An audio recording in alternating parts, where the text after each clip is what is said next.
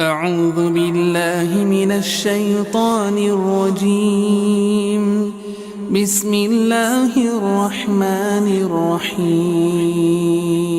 Dalam peristiwa Isra Mi'raj itu cuma ada 3 orang di rumah itu. Begitu akan berangkat kata Nabi, Ali, kamu tidur di tempat tidur saya ya. Saya dengan Abu Bakar akan hijrah. Kamu yang gantikan di sini. Itu tahu tempat tidur Nabi itu. Itu yang jadi tujuan. 100 orang pemuda pasukan khusus sudah ngintai, taruhannya nyawa. Ali masih muda, Abu Bakar sudah sepuh. Dengan Nabi mau berangkat. Apa kalimat Ali? Bala ya Rasulullah, siap.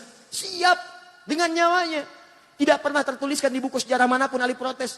Misal ada kata-kata, ya Rasulullah jangan saya, Abu Bakar aja yang tuaan dikit. Misalnya, enggak tuh. Ali, Abu Bakar begitu mulia. Teman Nabi, mertua Nabi, sahabat Nabi, hidup dengan Nabi, sehijrah dengan Nabi, wafat dikubur di samping Nabi, mulia. Hati-hati karena nanti setelah ini akan ada yang mengadu domba dengan semuanya. Perhatikan baik-baik. Wah, Ali begini, Ali begitu, kafir. Ini orang luar biasa nih. Baru belajar 1-2 hari udah nyebut Ali kafir. Kafir, kita keluar dari Ali. Orang-orang ini lagi kesini nih asalnya. Provokasi, Ali kafir nih, Ali gak benar. Melanggar ketentuan Allah, kafir Ali. Maka keluar dia. Mereka ini termasuk menyalahkan Muawiyah karena berontak kepada Ali. Termasuk menyalahkan Ali karena tidak menyelesaikan itu dengan tahkim. Maka mereka memandang Muawiyah itu kafir, Ali kafir. Kanan kiri kafir. Ini kafir, ini kafir. Hukumnya wajib dibunuh. Ini yang kelak kemudian hari mengincar dan mengintai Muawiyah, Amr bin As, dan Ali bin Abi Thalib. Kubu sana, nih orangnya, Muawiyah, Amr bin As. Ini tokohnya nih, gara-gara dia nih berontak nih. Sini lagi, ini Ali nih, gak mau bertahan dengan hukum Allah. Bunuh, habisi semua. Maka mereka kembali disiapkanlah kemudian eksekutor. Dilihat di mana Muawiyah, di mana Amr bin As, di mana Ali. Maka disiap-siapkan pada satu subuh, direncanakan pembunuhan. Cuma takdir berkata lain. Ali datang ke masjid untuk menunaikan sholat. Muawiyah konon diriwayatkan sedang sakit tidak bisa berangkat. Amr bin As bisa mengelak. Maka gagal pembunuhan kepada Muawiyah dan Amr bin As. Dan Ali kemudian wafat dalam tusukan-tusukan yang telah disiapkan oleh golongan-golongan ini. Kelak golongan ini bertransformasi, mewariskan pemikiran-pemikiran mereka, walaupun kelompok-kelompoknya itu tidak nampak ke permukaan. Sedikit tapi doktrin dia begitu jahat. Pokoknya kalau beda dengan mereka, kafir. Nih. Dan hukumnya bunuh, eksekusi, bom, apapun itu. Mau bom panci, bom kulkas, bom ini, bom itu, pokoknya harus mati. Terus sekarang tuh. Makanya hati-hati ya. Saya ingatkan hati-hati nih. Ini yang saya katakan. Kita masuk kepada intinya. Ini termasuk tantangan dakwah di masa kini. Kalau Anda ikut pengajian, ikut taklim, dikit-dikit orang lain kafir. Dikit-dikit orang lain kafir. Wajib hukumnya dibunuh. Orang tua sendiri kafir. Wajib hukumnya disembelih. Tolong mikir dulu. Pikirkan dulu. Itu orang tua melahirkan antum. Mohon maaf ya, mohon maaf. Quran aja mengatakan, ini Al-Quran loh, Quran surah 31 ayat ke-15. Sekalipun antum ada yang masuk Islam, orang tuanya belum muslim.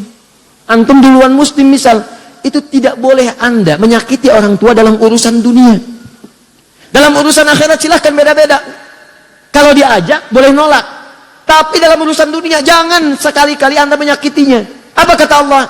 فَإِنْ جَاهَدَاكَ عَلَىٰ أَنْ تُشْرِكَ بِي مَا لَيْسَ لَكَ بِهِ عِلْمٌ فَلَا تُطِعْهُمَا. Kalau ada orang tua masih non-muslim mengajak kepada perbuatan syirik, ngajak kamu ibadah lagi seperti mereka, kamu tolaklah dengan cara yang lembut. Jangan ditaati. Lihat. وَصَاحِبْهُمَا فِي الدُّنْيَا مَعْرُوفًا. Tapi selama kamu hidup di dunia, maka perlakukan mereka dengan perlakuan yang indah.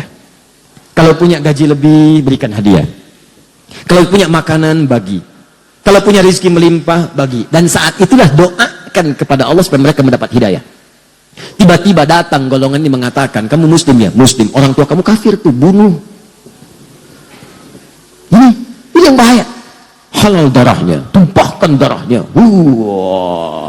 Ada orang pengen minta pendapat ke pemimpin, datang ke istana. Tumpahkan darahnya. Anda siapa? Ini kayak gini nih, tembak, bom, ini, semua. Datang kemudian, ke Jalan Tamrin, bawa mobil, dar meledak. Itu yang dibom siapa? Yang meninggal siapa? Dan semua bertentangan dengan hukum Al-Quran. Katanya Anda berpedoman pada Quran. Kata Quran, buka kembali ayatnya teman-teman sekalian. Lihat lagi ayatnya. Siapa yang sengaja merencanakan pembunuhan, wa may yaqtul mu'minan muta'ammida fajaza'uhu jahannam. An-Nisa ayat 91 sampai 92 itu. Siapa yang merencanakan pembunuhan pada satu orang sengaja, apalagi dia beriman, maka balasannya neraka jahanam. Khalidan fiha, kekal di dalamnya, nggak pernah keluar. Anda mau haji, mau umrah, haji setahun sekali, umrah baca Quran sampai khatam, sampai hafal, sampai jadi hafid, tapi sengaja merencanakan pembunuhan terhadap satu orang saja beriman, kata Allah nggak peduli, neraka jahanam, kekal di dalamnya. Wa ghadiballahu alaihi, dan Allah murka kepadanya kalau nggak taubat, murka. Anda tidak disukai di Soreang, pindah Ranca Ekek. Nggak disukai Ranca Ekek, pindah Kota Bandung. Kota Bandung nggak suka, pindah lagi Bekasi. Banyak harapan di Bekasi, harapan indah, ujung harapan sampai ke Buta Harapan dan seterusnya. Tidak disukai di sana, pindah. Di Indonesia nggak disukai, pindah. Tapi kalau Allah tidak menyukai Anda, mau pindah kemana? Wala'anahu, dilaknat dia, wa'adalahu 'adzaban 'azima, dan dijanjikan siksa berkali lipat. Pertanyaan saya, orang beriman yang mana yang mau punya cita-cita masuk neraka jahanam? Makanya tolong dipikir dulu. Kalau ada yang ngajak-ngajak bom ini, bom itu, masuk markas polisi, bom, bu, itu di sana banyak orang-orang beriman, masuknya mushola juga, masuknya masjid juga. Ini masjid Diror dari mana? Apa kriterianya? Lihat dulu, bahaya orang kayak gitu. Itu waktu kejadian bom Jalan Tamrin itu, saya di Lampung langsung ditanya, Ustaz, apakah bom di Jalan Tamrin termasuk jihad fisabilillah? Saya bilang, Pak, sepanjang pengetahuan saya, jihad fisabilillah itu jihad di jalan Allah, bukan di Jalan Tamrin. Keren, Pak.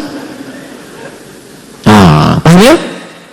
Kemudian ketika mereka keluar dari barisan Ali, itu disebut dengan Khawarij dan melahirkan paham tadi. Jadi hati-hatinya kalau pengajian itu ada yang begitu. Ya, ini hati-hati nih, tembak, bom, bunuh ini tanpa alasan, maka itu yang bahaya. Dan itu sekarang diciptakan. Tahu orang-orang tahu? Karena yang buat dulu ini nih, sama juga dibikin lagi kelompok-kelompok, diciptakan di bawah. Ini doktrinnya dibawa lagi. Yang bikin siapa? Yang paling bahaya bukan umat Islam. Dibawa oleh orang-orang punya kepentingan untuk mencitrakan Islam itu buruk. Diciptakan golongan semacam ini, dikirim kemudian, kirim ke Syria, kirim ke ini, kirim ke itu. Muncullah kemudian orang-orang ekstrim. Tembak, bom, ini hancurkan, makam dihancurkan, ini dihancurkan. Di mana ada ajaran Nabi menghancurkan makam? Itu kan bahaya. Hati-hati kalau ada ajakan-ajakan di media sosial, datang ke Syria, datang ke ini, datang ke itu. Tapi yang Anda lihat itu seperti ini nih. Ciri-cirinya begini. Hidup Anda itu sudah tidak berarti. Oh, tidak berarti, enak aja. Ya. Kalau tanpa ridha Allah Subhanahu, benar sampai situ. Tapi kata Ali, kalimatul haq urida bihal batil. Kata-katanya benar, cuman maknanya digeserkan kepada yang buruk. Dibrodosh. Seakan-akan ini yang harus dilakukan. Jelas? Hati-hati dengan ini ya. Kalau saya akan tegas pada sesuatu yang bisa beresiko tinggi dalam kehidupan akhirat. Paham ya?